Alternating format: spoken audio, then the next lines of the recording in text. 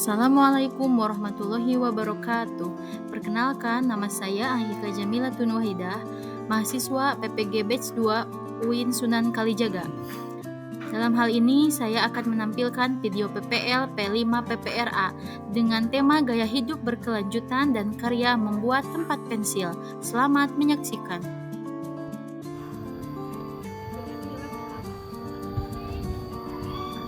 Assalamualaikum warahmatullahi wabarakatuh. Waalaikumsalam warahmatullahi wabarakatuh. Bagaimana kabarnya hari ini? Alhamdulillah luar biasa. Allahu Akbar. Ya, Alhamdulillah pada hari ini kita bertemu lagi di dalam P5, yaitu gaya hidup berkelanjutan. Temanya apa? Sampah tanggung jawabku. Dengan karya membuat tempat Pensil. ya. Sebelum pembelajaran dimulai, marilah kita berdoa terlebih dahulu. Silakan KM pimpin doa. Berdoa mulai.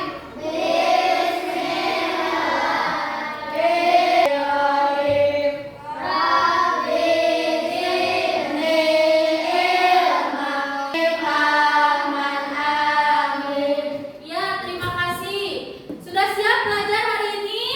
Kalau sudah siap, silakan duduknya senyaman mungkin. Keluarkan alat untuk belajarnya. Ya, agar lebih bersemangat, kita berdiri. Tepuk semangat dulu, berdiri semuanya. Siap. Tepuk semangat. Dang dang dang. Ding ding ding. Dung dung dung. Dang dang dang ding ding ding dung dung dung. Set.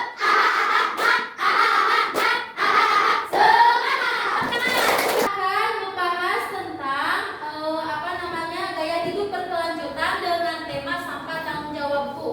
Tujuan pembelajarannya yaitu membuat proyek karya atau kreativitas dari sampah, dalam hal ini yaitu botol plastik. Dan yang kedua, membiasakan diri menjaga dan merawat lingkungan. Selanjutnya, kalian coba simak video berikut ya. Sampah yaitu bagian dari sesuatu yang tidak dipakai dan tidak disenangi atau sesuatu yang harus dibuang. Tahu kan kalian sampah? Lihat, ini beberapa contoh sampah. Ini adalah contoh sampah yang ada di sekitar kita. Lihat. Baik itu di pinggir jalan, sungai, hingga di lahan kosong. Padahal membuat Kalau kita membuang sampah sembarangan, akibatnya itu yang pertama aroma tidak sedap, banjir, dan lain sebagainya. buang sampah Berikut adalah jenis-jenis sampah. Berdasarkan sifatnya, sampah itu ada organik dan anorganik. Apa Cina? Organik dan anorganik. Lihat, ini organik, yang mudah membusuk, yaitu yang mudah membusuk dan bisa diurai oleh bakteri atau jamur. cacing di tanah. Sampah organik biasanya berasal dari sisa-sisa makhluk hidup. Biasanya berasal dari sisa-sisa makhluk hidup. Contohnya apa? Ranting pohon, Kotoran, daun, sayuran, buah-buahan, daging. Bisa diurai oleh bakteri, Sampah jamur, organik ini dapat dimanfaatkan dan bisa dimanfaatkan menjadi kompos untuk membantu pertumbuhan tumbuhan. Organik tidak dapat diurai dan tidak dapat membusuk dan akan terus ada di tanah walaupun telah tertimbun tanah. botol plastik, kantong Seperti botol plastik, kantong plastik, atau ini minuman kaleng. gigi bekas, dan Itu banyak sekali ya yang ada di sekitar kita. Dapat dimanfaatkan menjadi bahan daur ulang, diulang kembali menjadi bahan-bahan yang berguna. Berdasarkan wujudnya, Kalau berdasarkan wujudnya, sampah itu ada sampah padat, sampah cair, dan sampah gas. Sampah padat seperti ini, botol plastik, plastik, kertas, karet, kertas. Kalau yang cair seperti limbah, air bekas cucian, air sabun. limbah air, sampah gas, Dan yang terakhir adalah sampah gas, yaitu emisi dan biasanya dikaitkan dengan polusi yang biasanya ada di sekitaran pabrik ya.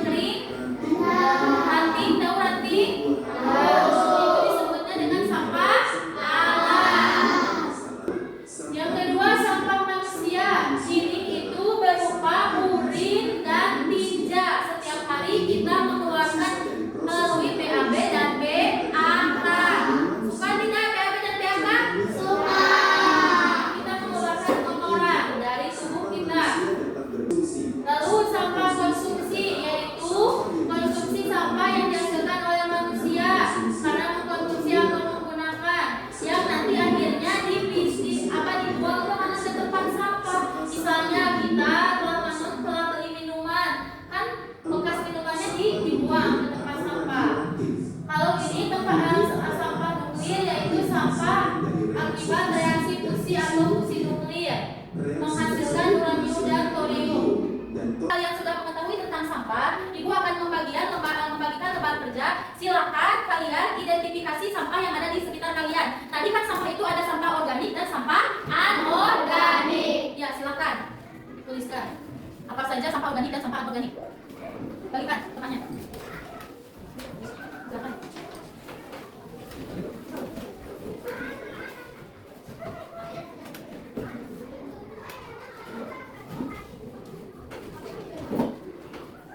Bagaimana? Bisa? Teman-teman tulis nama dulu ya. Nama kalian identitas. Tadi sampah organik, sampah anorganik. Organik yang bisa diuraikan, anorganik yang tidak bisa diuraikan.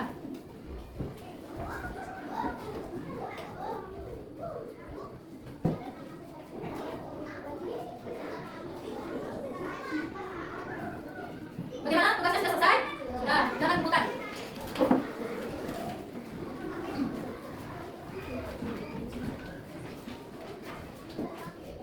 Sudah?